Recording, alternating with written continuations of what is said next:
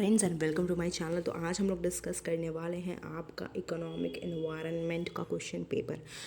Unit 1 में question है first कि डिस्कस करिए कि इकोनॉमिक एनवायरनमेंट क्या होता है और एनालाइज कीजिए उसकी इंपॉर्टेंस और वेरियस एलिमेंट्स। चलिए नेक्स्ट क्वेश्चन पे जाते हैं। यहाँ पे ऑप्शन रहता है यूनिट 1 में, या तो आप फर्स्ट वाला ऑप्ट कर सकते हैं या इससे ऑप्ट कर सकते हैं। यहाँ पे ऑप्शन रहता है और ऐसे ही यूनिट 2 में भी ऑप्शन है आपके पास। तो दूसरा पूछा गया है यूनिट 1 में आपका कि what do you mean bye environment, discuss the step taken by government for protection of, it means protection of the environment. पर्यावरण का क्या तात्पर्य है, पर्यावरण की सुरक्षा के लिए सरकार द्वारा उठाए गए कदमों का उल्लेख कीजिए। यूनिट 2 में पूछा गया है डिस्क्राइब कीजिए न्यू इंडस्ट्रियल पॉलिसी और ये कैसे हेल्प कर रही है इकोनॉमिक ग्रोथ में अपनी कंट्री के। नवीन आर्थिक नीति का उल्लेख कीजिए, यह भारत के आर्थिक विकास में किस प्रकार से मदद या सहयोग कर रही है। या आप बता सकते हैं कि डीमोनेटाइजेशन क्या होता है।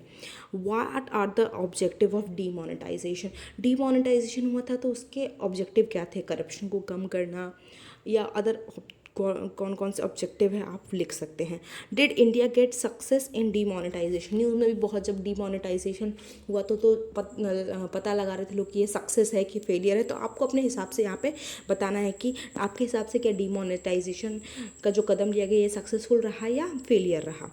चलिए नेक्स्ट पे चलते हैं। मैं आपके लिए सीधा कर देती हूँ इस पिक्चर को।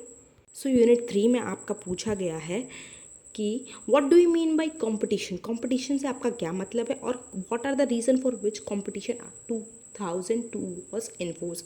उसके फीचर्स बताइए। या आप बताइए कि कंज्यूमरिज्म क्या होता है, सेलियंट फीचर बताइए कंज्यूमर प्रोटेक्शन एक्ट 1986 के।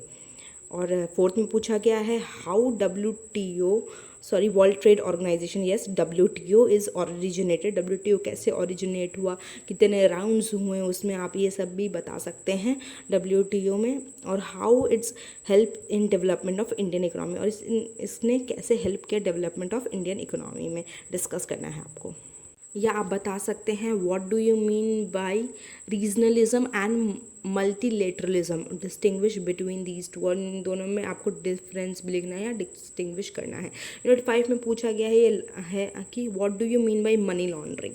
मनी लॉन्ड्रिंग से क्या मतलब है, what effect of this is on economy और economy can protect from it, कैसे इकोनॉमी से बच सकती है, इसको ब्रीफ में आपको बताना है। और इसमें और में पूछा गया है आपको कि स्ट्रक्चर और function of European union EU का आपको बताना है स्ट्रक्चर और फंक्शन। यूनिट 5 के ये लास्ट क्वेश्चन था। Hope you like the video. Till then bye bye, have a nice day ahead.